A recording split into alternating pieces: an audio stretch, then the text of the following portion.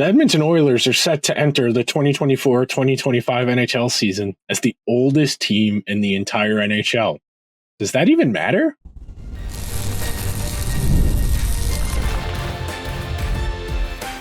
You are Locked On Oilers, your daily podcast on the Edmonton Oilers, part of the Locked On Podcast Network, your team every day. Hello, everyone, and welcome to this Monday edition of Locked On Oilers. I am your host, Nick Zararis. I want to thank everybody who makes Locked On Oilers their first listen of the day. Locked On Oilers, part of the Locked On Podcast Network, your team every day. And today's episode is brought to you by Indeed. Still searching for a great candidate for your company? Don't search, just match with Indeed. Start hiring now with the $75 sponsored job credit to upgrade your job post at Indeed.com/lockedon. Terms and conditions apply. Need to hire? You need Indeed. So on today's episode of Locked On Oilers, we're going to bounce around on a few topics. You heard me in the outset. We're going to talk first segment about why the Oilers having the highest average, oldest age in the NHL probably doesn't matter a whole lot. That's interconnected to Stuart Skinner, who we're going to talk about in the second segment, and kind of the big picture view of where he's at in his trajectory. And then the final segment, we're going to talk about why it's kind of hard to put the Oilers in a given box. You know, some teams, it's kind of easy to forecast where they are and where they're going versus some teams like Edmonton, where it's a bit more open-ended and they have a wide range of potential outcomes. So let's get to work. Let's start with the obvious. Getting old in sports has a negative connotation. There is usually a steep statistical decline. There is a steep physical decline. And typically, an older player is more expensive. When you think about the best players in the world, regardless of sport, they are typically in their late 20s, maybe their early 30s, depending on the sport. Some sports, the aging curve is a little more gradual, versus some, it's a lot more harsh. Some guys are able to transition from world-class player into an effective player if they tweak their game ever so slightly. You know, the famous examples that come to mind, you think about Sidney Crosby adding a more well-rounded 200-foot game to his arsenal once his dynamic skating kind of dissipated a little bit. You think about Joe Pavelski reinventing himself as a net front guy. It's possible in hockey to reinvent yourself. I mean, even Corey Perry. You know, Corey Perry won the Hart Trophy. Granted, you know, that was like 15 years ago at this point, but not everybody can mentally go from I'm one of the best players in the world to I'm only going to play 47 regular season games by design. And some people can do that. Some people do have the makeup to say, okay, I'm not an everyday player anymore. I need to be ready to help the team however I can. And for some people, that is difficult. You know, there are some guys who would ask for a change of scenery or would rather retire than take a reduced workload. That is an issue across sport because you have to manage egos and confidence. And it's a really fine line to walk in the world today in sports where you got to balance that. It's a really delicate back and forth of, I need this guy to feel good about his game so that he can go out there and be effective, while also not allowing that confidence to cross over into arrogance and becoming a negative drawback. So you think about this Oilers team, and yeah, they're veteran laden. You think about the team last year, Dylan Holloway, Philip Broberg, the only really young guys. Evan Bouchard's in there as well. But for the most part, this is a veteran-laden team. You think about their top six, you know, McDavid, Draisaitl, Nuge, Zach Hyman, Evander Kane, Warren Fogle, all those guys, significant NHL experience. Ryan McLeod, handful of years of NHL experience. Adam Henrique, 10-year veteran. Then you get into Corey Perry and Derek Ryan, and you get to that bottom half of the roster. You mentioned them, Matthias Ekholm. The older a team is not necessarily a bad thing for a few reasons. Number one, in regards to the Oilers, Corey Perry, Derek Ryan, not 82 game guys. Even if they were fully healthy, they're not 82 game guys. Those are guys who you're going to rotate, you're going to alternate, you're probably going to have other guys in contention for spots in that bottom half of the lineup because you want to have a little bit more of a tailored feel for your bottom six when you have that luxury. And it is a luxury to have, 14, 15 guys you feel comfortable playing and being able to say, well, today I want to go with this or I want to go with that. And not every team has that luxury. And the Oilers very well might not this upcoming season. I had talked about this past week on last week's on one episode last week that if the Oilers are really struggling to come up with the cap space to figure out what they need to do, if they can't move Evander Kane or they only can move Cody Ceci or only move Brett Kulak, they're going to have to parse down the bench. They're not going to be able to have 14 forwards and then 7 defensemen. They're probably going to have to make a real difficult choice of we can only dress, 13 forwards or 12, we can only dress 12 forwards. And that's all we have. We have 12 forwards and we have 7 defensemen for cap reasons. And we've seen that happen a handful of times over the last few years. The Rangers did it in their pursuit of Patrick Kane. The Vegas Golden Knights did it the year they acquired Jack Eichel. They brought him off of LTIR. And then to facilitate being cap compliant, we're only dressing 16 skaters some night. And it's really difficult because you want to say, well, experience is a good thing, especially playoff experience. And this team has got quite a bit of playoff experience. But the counterpoint to that is you look at this team, you look at who they're going to be in competition with in the West, Dallas, Colorado, you can throw Vancouver in there.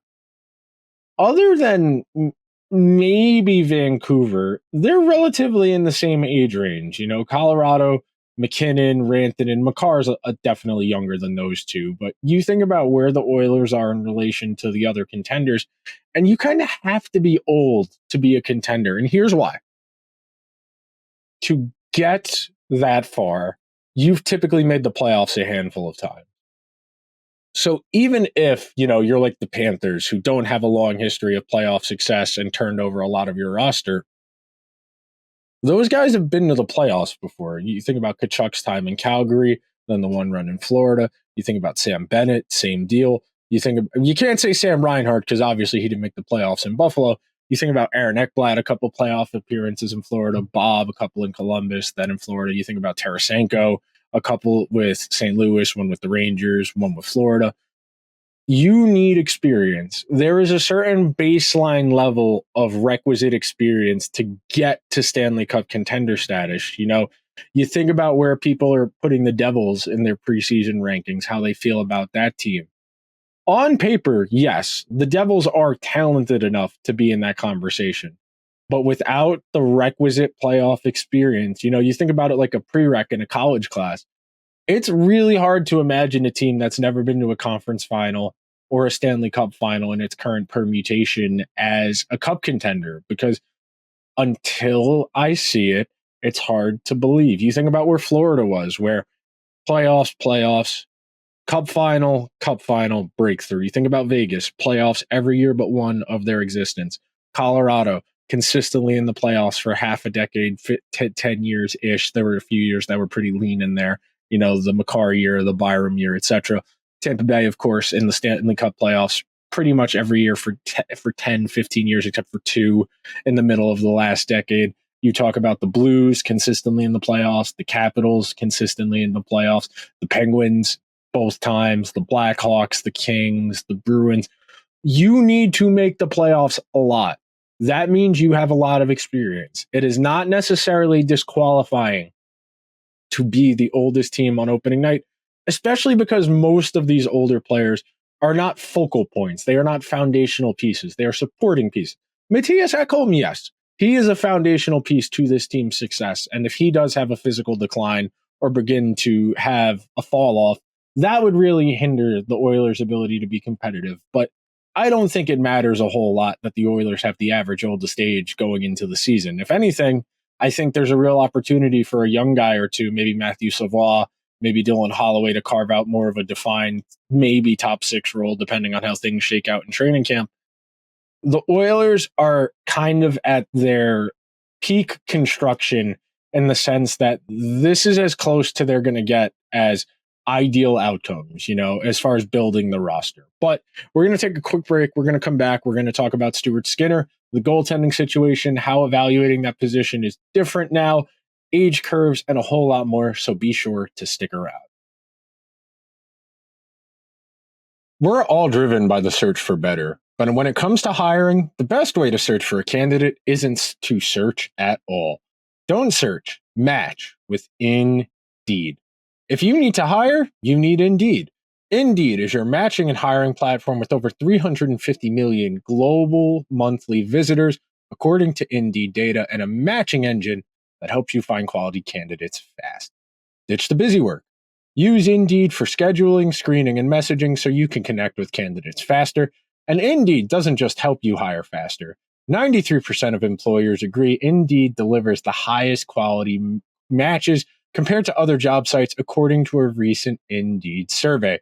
One of the things I like about Indeed is that everything's all in one place. You can set up interviews, you can take assessments, and so much more.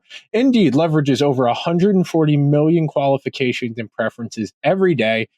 Indeed's matching engine is constantly learning from those preferences, so the more you use Indeed, the better it gets.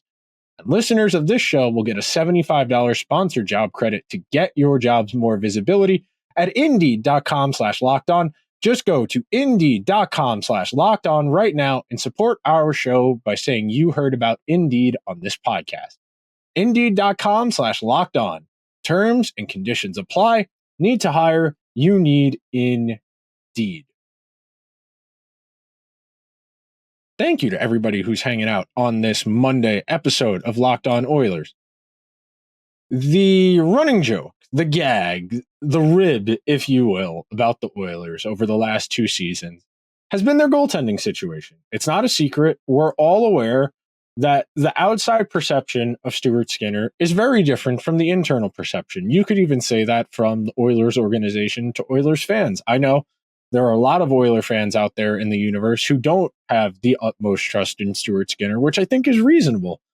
I think everybody is kind of at I don't want to say a crossroads, but they're kind of at an inflection point where the average hockey fan thinks that the goalie's got to save every single shot. You know, I talk about this a lot, but I'll reiterate. I don't know if I told this anecdote on this podcast, but I do talk a lot, so things blur together. When you go to the Hockey Hall of Fame in Canada, in Toronto, and you go to the exhibit on goaltending, above the door to walk into the room is letters on the wall. And I forget who the quote's attributed to, but this is the only position in all of sports where perfection is the expectation. And a lot of people will watch hockey and say, how does the goalie not get that? Not accounting for pre-shot movement, screens, deflections, rebounds, or the quality of the shooter. And I am not ready to say Stuart Skinner is X. He's defined, he's done, because I don't think that's reasonable. I think we are still in that early evaluation period. You know, he's got 123 NHL starts over 4 seasons, but 2021, he only has 1. And then 2021, 2022, he only has 13 starts. Those are not really seasons to truly evaluate off of. You think about the last 2 years, you think about last year where he was a Calder finalist, where he was genuinely one of the best rookies in the league. And this past year where he didn't win the job out of camp, Jack Campbell did. Jack Campbell came out of the gate as cold as humanly possible. And Skinner didn't get off to a great start. The team as a whole did not get off to a great start. And that's kind of a situation where when it rains, it pours. If you're an okay or just good goalie as opposed to a great goalie, it's hard for you to stop a slide. You know, we talk about that a lot in baseball, about a great pitcher. No matter how bad their team is playing, you give them the ball, they're going to stop the skid. They're going to get the team to turn it around. Stuart Skinner's not that caliber of goalie yet.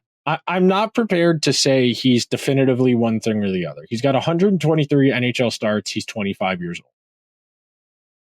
A couple years ago, I can't even say a couple, that was probably like 7 or 8 years ago now, when I had interviewed Steve Valiquette, who at the time was working for MSG Network and NHL Network. He still works for MSG Network, but he's got a data analytics company. He was a goalie in the NHL for a long time. But one of the things I asked him about at the time was evaluating Alexander Georgiev, because at the time he was getting a decent chunk of starts as the backup to Henrik Lundqvist on a bad team. And Valiquette told me, you want to give these guys 200 to 250 games at the NHL level.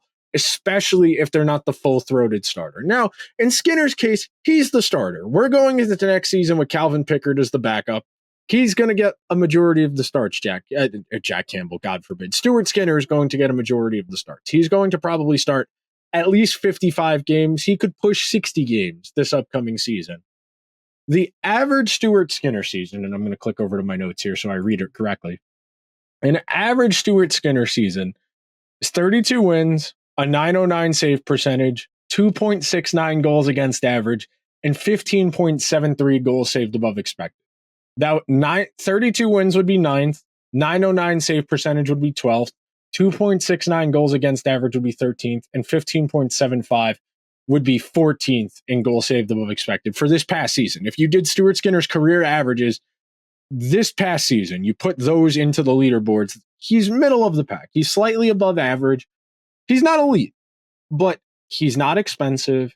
He has enough upside where you don't feel like you need to make an upgrade at the position. And frankly, it's going to be hard to make a serious upgrade at that position based on where the Oilers are at from a cap position and how the goalie position has gone for the Oilers over the last handful of years. You think about Cam Talbot, you think about Mike Smith, and this is a real conundrum teams run into at certain positions, at goalie in hockey and quarterback in football, where you have a good one. You know, you think about football, you think about Kirk Cousins, you think about Derek Carr, even I'll throw Jimmy Garoppolo in there, even though I think he's a tier below those guys, where they're good.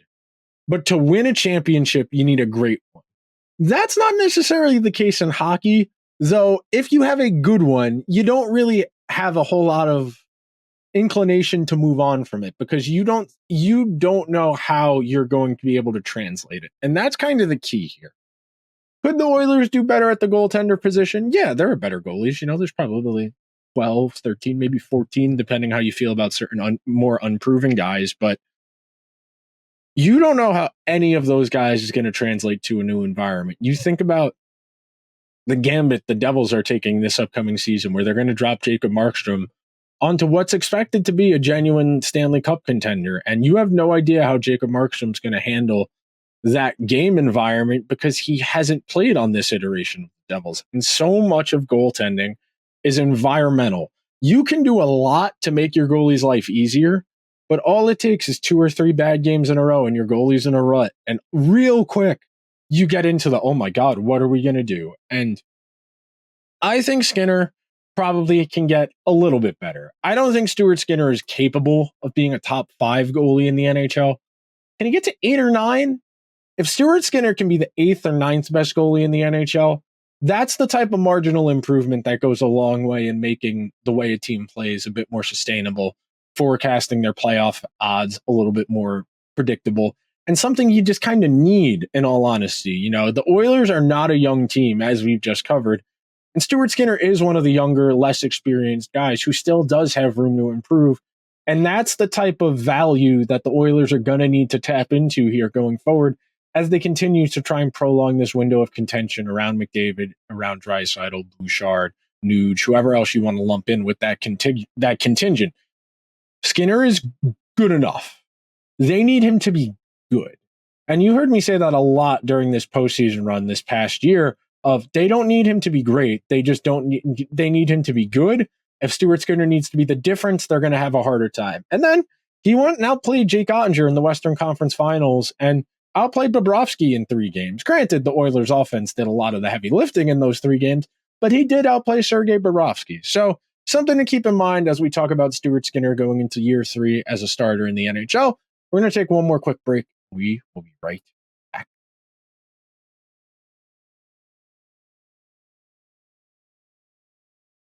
Thank you to everybody hanging out on this Monday edition of Locked On Oilers. So, last segment.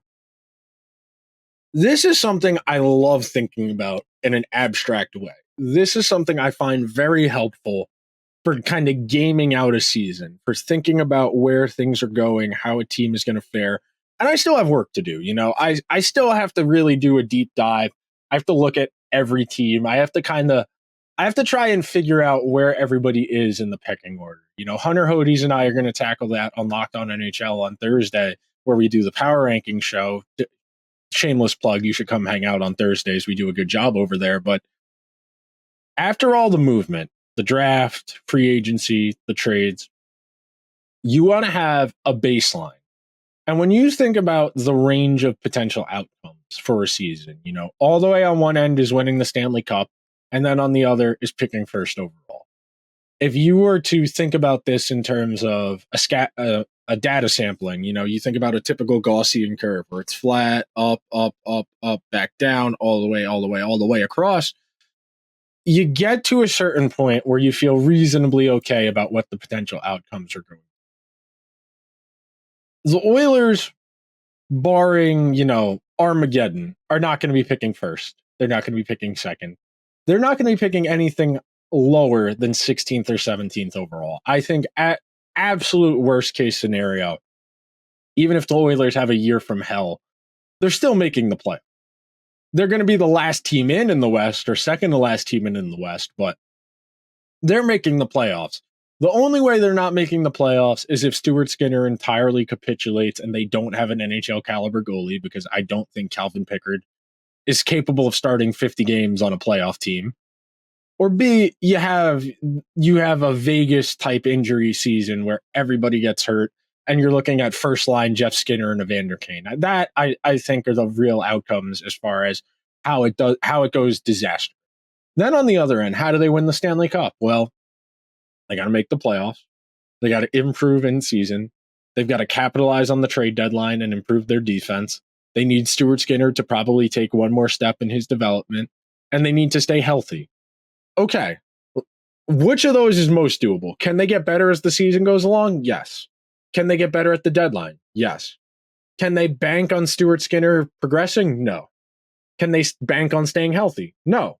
Okay, you start gaming it out, principle by principle, of how likely is this, how likely is that. And part of the reason the Oilers are so hard to kind of get a grasp on and to get a feel for is that they're so, I don't want to say volatile, because that goes both ways, but dynamic.